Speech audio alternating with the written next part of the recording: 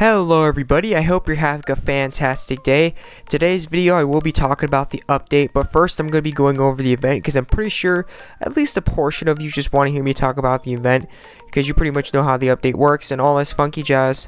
Okay, so for the event, the main thing about this event is going to be the monster itself. There are some things that you could still get besides the monster, so if you think that only the monster is going to be the only good thing about this event, stay tuned and I will talk about that in a few.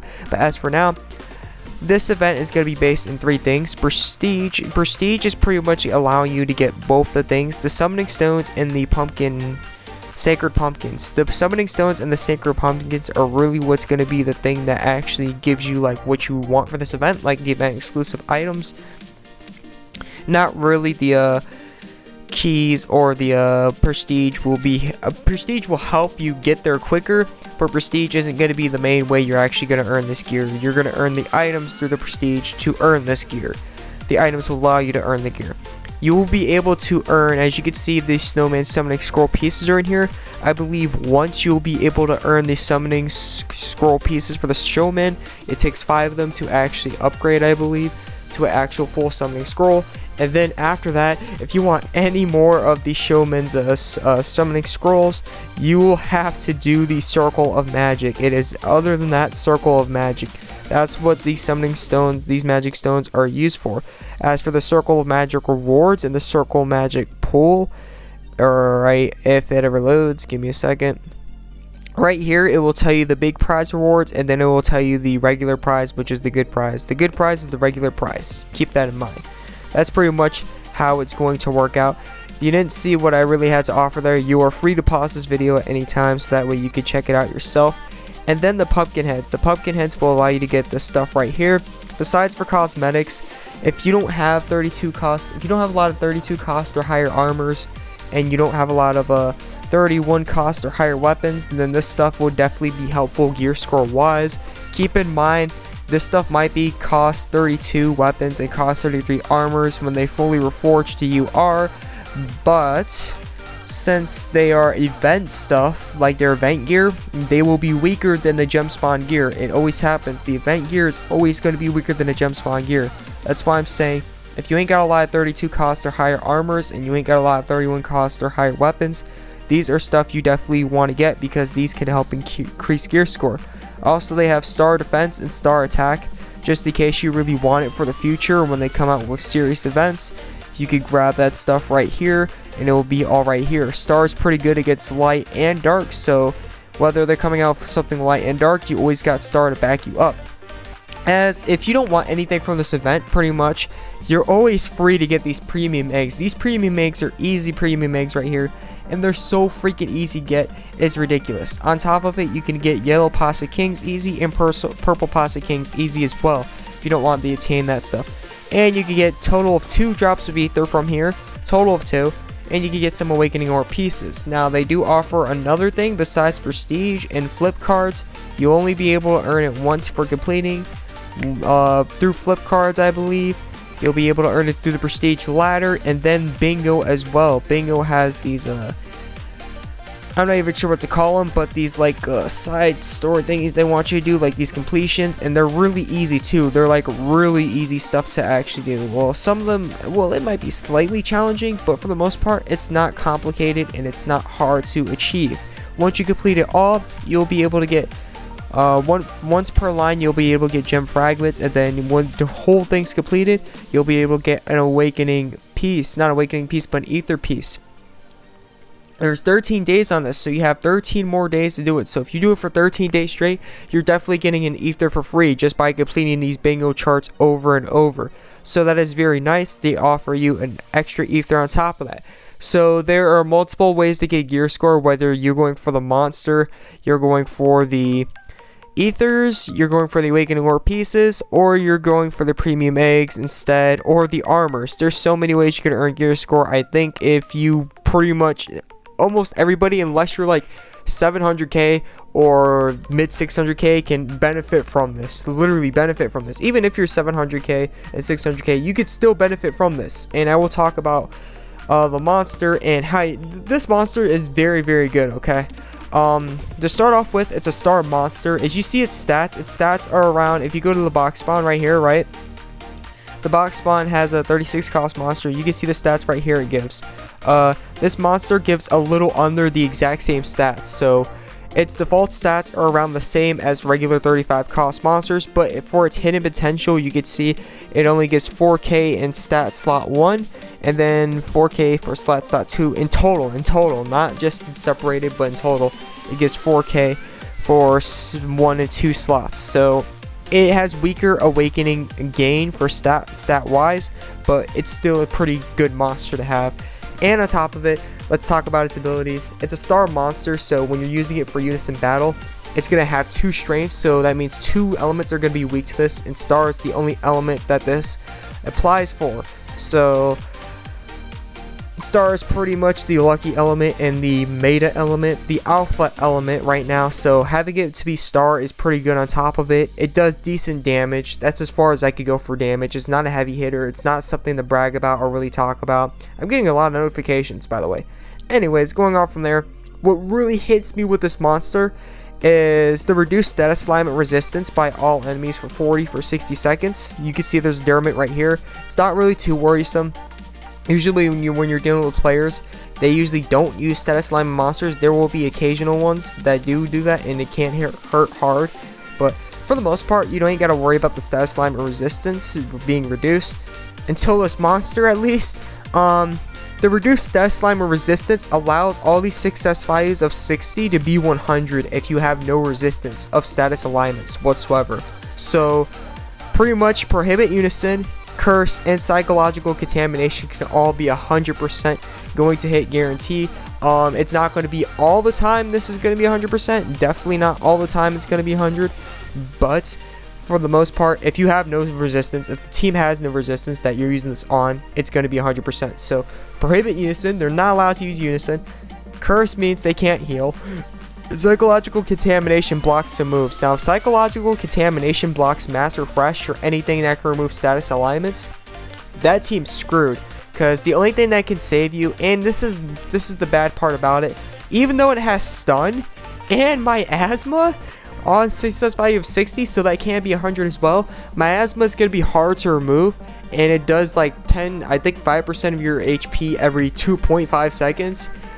Almost no monster or status alignment ability can remove it. There might be a monster or two out there, or a couple monsters that can remove it, but for the most part, Miasma is not removable, and it reduces status alignment resistance on top of the status alignment resistance already being reduced. So this monster is really good for player versus player.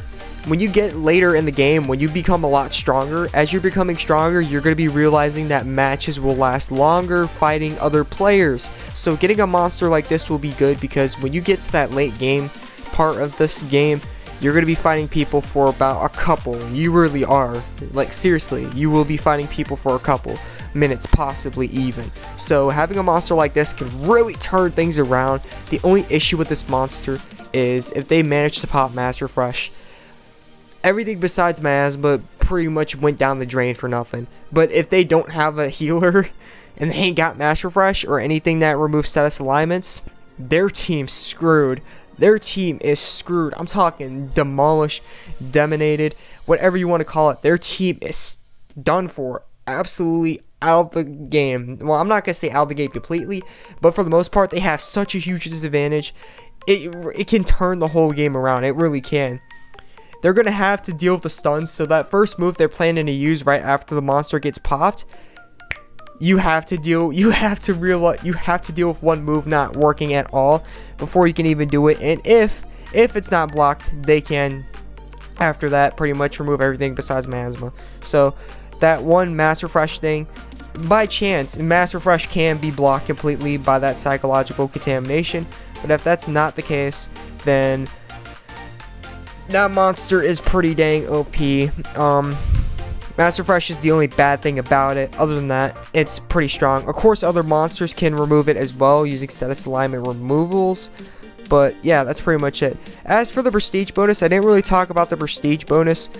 You can see right here all the gear that will be offered for the prestige bonus, all the new gear, and then the box spawn monster will give a 30%. The box spawn monster will also give bonus magic stone +1 per each of this monster you have, but I don't think anybody's going to get more than 2 of this monster. If you're super will, you're not going to get more than 2 of this monster. I don't even think you're going to get more than one of this monster, to be fairly honest. But anyways, going on from there, some of the really old gear apparently allows you to get prestige boost only by 5%, sadly. Some of the older monsters also allow this. This Vampirk lady allows it as well. I'm not sure. I haven't been here for that long. And then the new gear will allow for prestige boost as well. You'll be able to get the keys through the flip cards and the prestige ladder, so don't worry too much about that. I think they should be easy. I have no clue if they're going to be easy or not, to be fairly honest with you. But yeah, that's pretty much covering the event. As for the updates, they added... Oh yeah, first of all, they added the part where you can actually see like the infusion of the gear. So you can actually see how much, you can see how infused people have their gear. They had this little slide right here instead of everything over here being fadaddled or sfadiddled. You can actually access it just by sliding this thing up and then scrolling through it. So it's nice they took all that off screen. And I didn't mean to go to my room, but whatever. That's not going to stop me from continuing this video. The next thing they added is I got to go back out of my room. I'm probably going to land up in the whatever, and I don't really care at this point. What they also added, if it ever loads, they added a good deal of stuff. This was a huge update. This really was a huge update. Unison time will be falling back 1 hour, so as for now, 4 AM will be the reset for Unison. But daylight saving time will end. So the clock for Unison and the regular clock, like the actual time and then the Unison time, could be 2 different things in the future. So keep that in mind. That's kind of scary to think about because I'm not going to say it's not going to be unpredictable to tell your time, because it's slow as heck. You could always tell your time, but it can really get in the way of your schedule. Like a schedule could be like at 2 AM and I'm really not interested in waking up at 2 to do guild battles. So it's really going to be a pain dealing with that, because it's gonna be possibly a lot of changes with this time thingy going on. Seriously, like, I don't even know about it. I kind of wish they still had the daylight saving times, but it's whatever. We'll see where it goes from here. At least I'll see where it goes from here and see if I like it or not, to be fairly honest. Dr. I can't say her name, had her ability changed a little, and TYR finally has an awakening. That means I think they're going to be finally working on those 34 costs they still haven't worked on yet. Another thing is the Time Spirit Orb will be cheaper, and then I can't say its name, will be cheaper as well. So that's pretty nice. The next thing they finally added these. I've been waiting so long, not just to get Fang, but to get the cost for these missions. These missions have a little thingy right here that you couldn't even really attain. You can only obtain it once per like a limited time, and then they're gone. And now you could finally obtain the cost for these missions and finally get 5 extra costs. Now these missions will be out daily. They're not limited time anymore. I mean, they're limited for the week. They're kind of like ordeals, but that's pretty much as far as it goes. You can do these missions. They will be out constantly. So they're now part of Unison League's pool. They are not limited time anymore, unless you're talking about once per week or a couple of times per week. Raid guild battles will be starting soon. Not too excited about that, because that means they're going to rush guild raid. Guild raid will probably be after this event. If not, they're going to do Coliseum, possibly Coliseum, possibly Mobius, and possibly the Crystal Assault, and possibly the guild raid practice after that, or something like that. I have no clue. But yeah, they're going to be rushing things again, it looks like. But on the flip side, they have new furniture items added to the furniture spawn. The cosmetic shop, they have cosmetic items, more cosmetics. For the pet costume spawns, they're going to have more pets. I'm trying to finish this up as fast as I can. For the Facebook campaign, this Facebook campaign right here, right? As long as you participate, you're able to get this plushie right here. All you gotta do is go to the Facebook page. Under the comments below, I think you want to post like a picture of your favorite lemon costume design or lemon costume fashion. Pretty much dress up your lemon. If you enjoy lemon fashion in this game, or if you enjoy spending time with your pet and stuff like this, this is a campaign you want to look at, because all you gotta do is pretty much make your lemon look as fashionable as possible. And if a team likes it, you will hit a high position, and I think at like top 20 or something like that, you're able to earn 10 gems. Participating is completely free. All you gotta do is participate, send a picture of your favorite fashion with the lemon design. I mean, not the lemon design, but send your favorite lemon design fashion, and that's pretty much it. That's literally all you gotta do. For the Facebook campaign, it was kind of confusing at first, but I looked at it for a while. The Halloween campaign is also out. Everybody probably has this hair and face, so I'm not even gonna talk about it. You'll be able to get 1 gem per day, login bonus guaranteed, free spawn per day, and then the friend point spawn has some old gear added finally back. They have the potential unlocking pack, so if you need to unlock more monsters potentials, you definitely want to try this out. This is definitely something you do not want to miss, because this could give a lot of gear score, to be fairly honest. You could be missing a lot of gear score just by not awakening your monsters.